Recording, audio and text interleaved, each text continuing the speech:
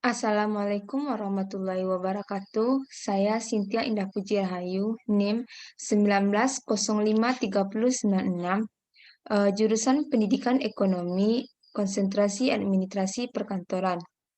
Di sini saya akan menjelaskan jawaban ujian tengah semester saya dari Ibu Rita Sofian, eh, mata kuliah Strategi Pembelajaran Ekonomi.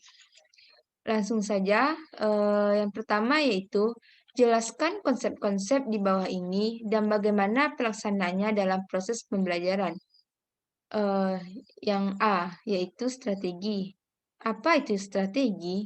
Strategi adalah salah satu tindakan atau cara yang dilakukan seseorang untuk melakukan sesuatu, baik itu dalam proses pembelajaran atau tidak, dengan tujuan untuk mencapai tujuannya.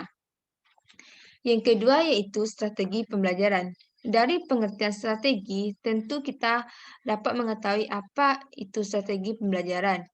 Strategi pembelajaran adalah tindakan atau cara yang digunakan dalam proses pembelajaran demi tercapainya tujuan pembelajaran tersebut.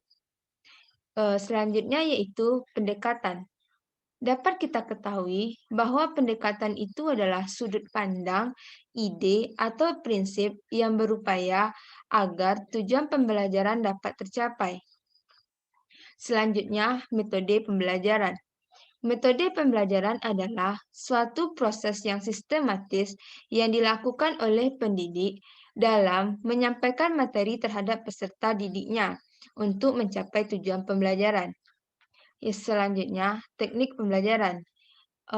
Teknik pembelajaran ini lebih menekankan kepada cara, yaitu bagaimana cara yang dilakukan oleh pendidik untuk menyampaikan materinya kepada peserta didik agar peserta didik mudah atau paham dengan apa yang disampaikan oleh pendidik.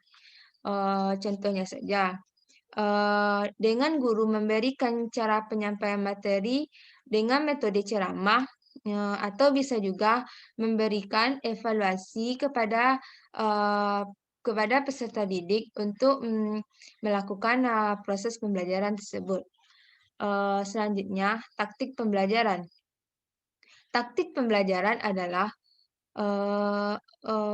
yang pertama itu kita ketahui dulu apa itu taktik. Taktik dapat diartikan dengan gaya, ya, yaitu eh,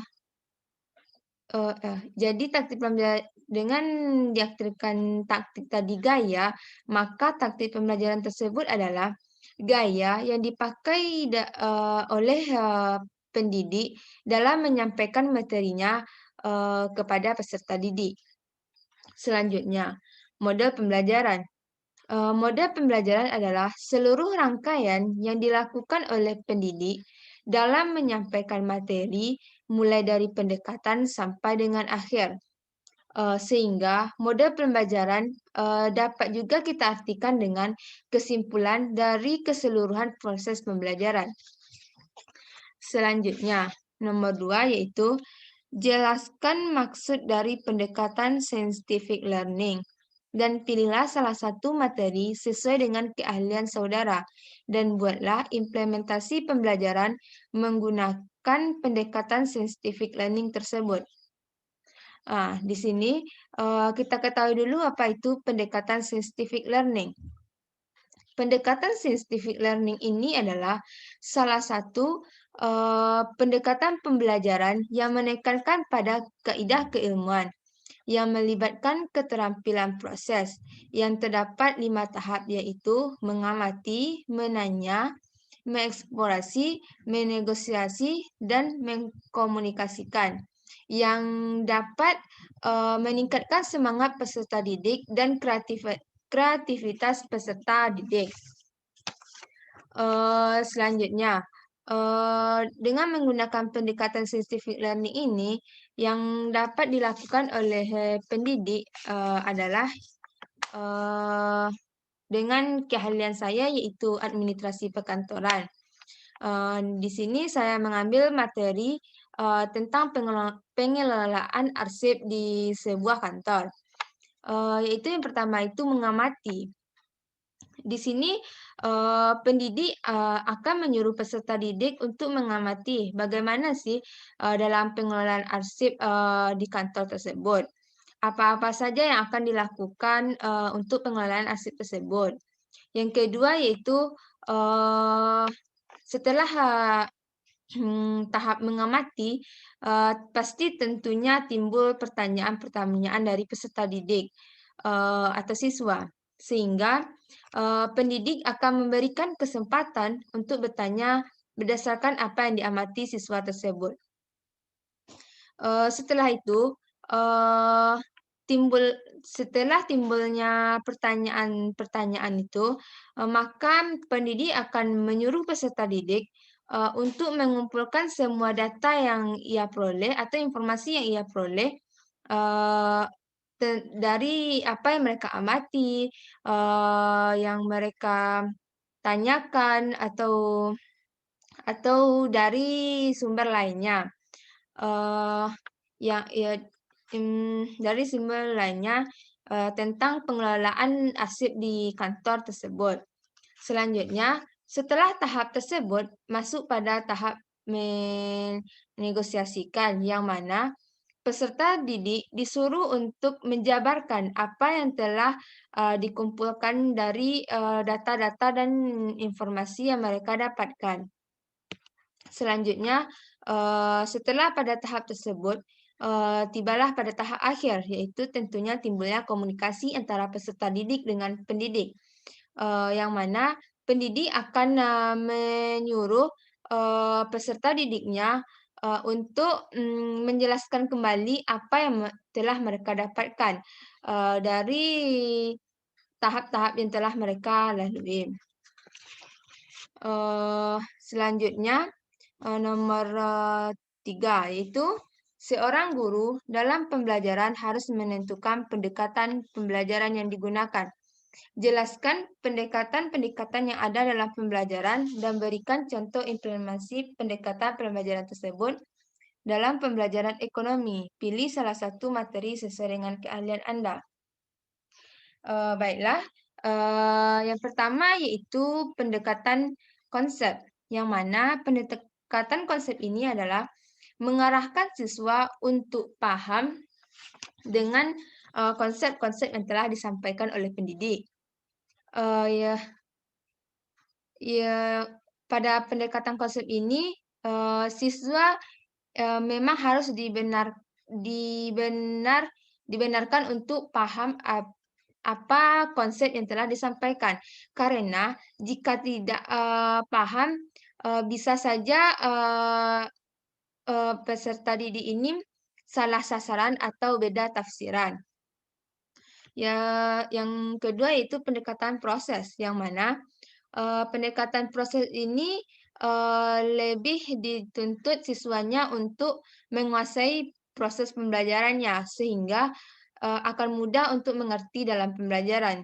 Contohnya, di keahlian saya, dalam menangani pengiriman atau penerimaan surat, atau dokumen, maka kita itu harus, benar-benar dituntut untuk mengerti bagaimana caranya dalam, menanganinya sehingga, akan mendapatkan hasil, penyimpanan arsipnya.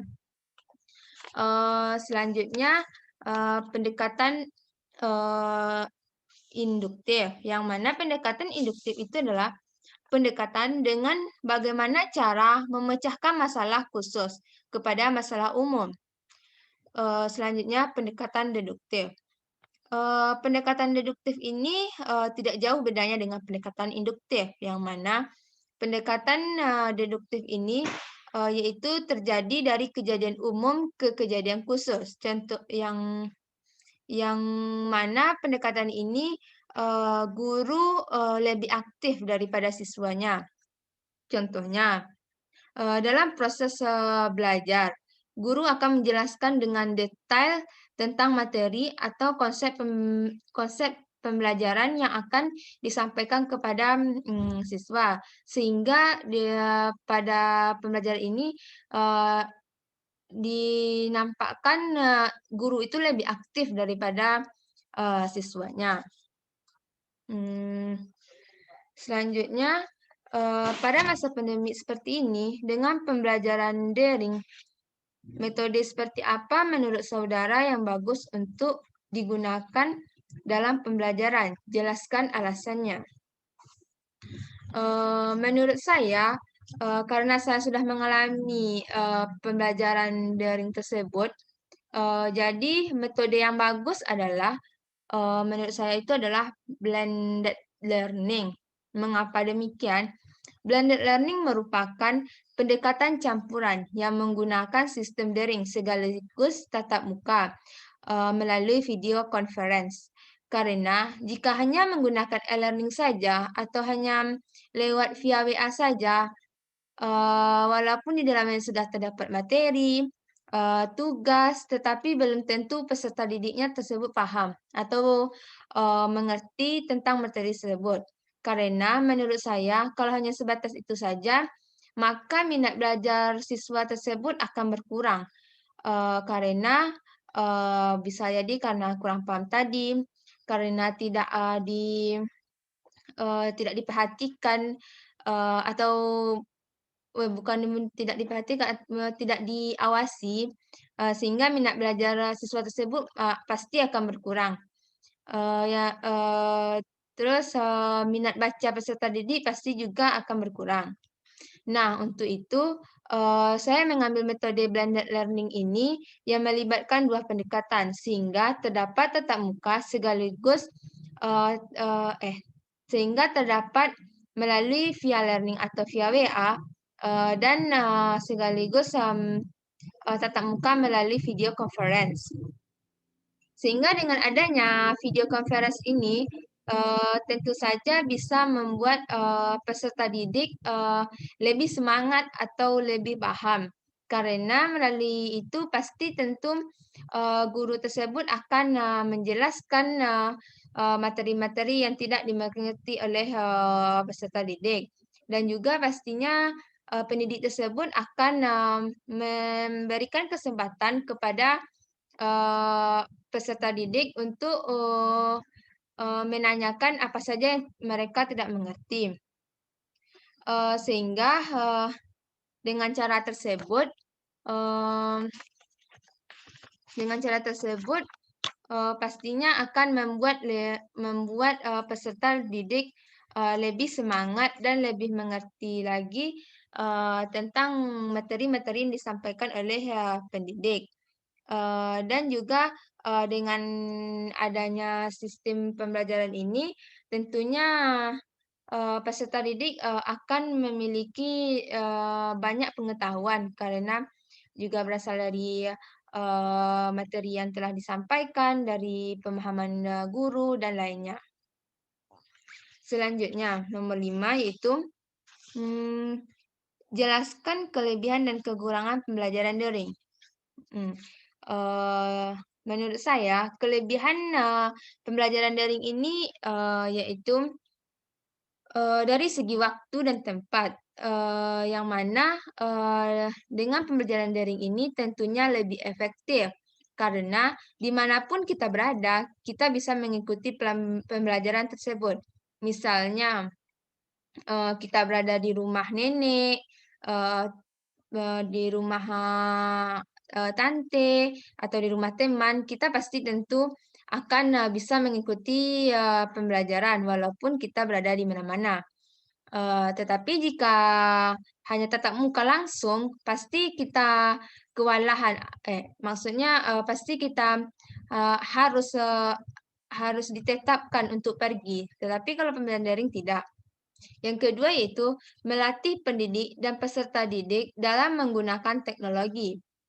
Teknologi yang mana? Teknologi yang sudah canggih dan terus berkembang pesat di muka bumi ini. Contohnya dalam penggunaan handphone yang dulunya hanya digunakan untuk nelpon atau untuk bermain, tetapi sekarang handphone sudah bisa digunakan untuk belajar, mencari materi pembelajaran dan lainnya.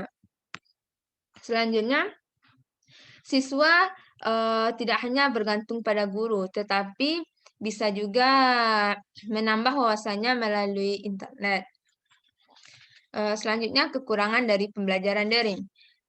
Kekurangan dari pembelajaran daring yaitu sulit untuk mengontrol pendidik sulit untuk mengontrol mana siswa yang serius mengikuti pembelajaran dan mana yang tidak, karena guru terbatas dalam mengawasi siswa yang ikut dalam belajar. Yang kedua itu, bagi siswa yang tinggal di lokasi yang infrastruktur komunikasinya masih kurang baik, tentunya akan kesulitan dalam mengakses internet, sehingga bisa membuat siswa itu tertinggal dalam proses pembelajarannya.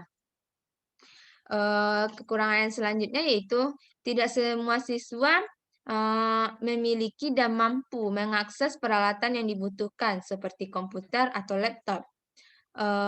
Selanjutnya, konsentrasi siswa pastinya akan terganggu karena misalnya saja, dia mengikuti perkuliahan ini di rumah temannya, pasti konsentrasinya terganggu oleh teman-temannya yang berada di dekat dia.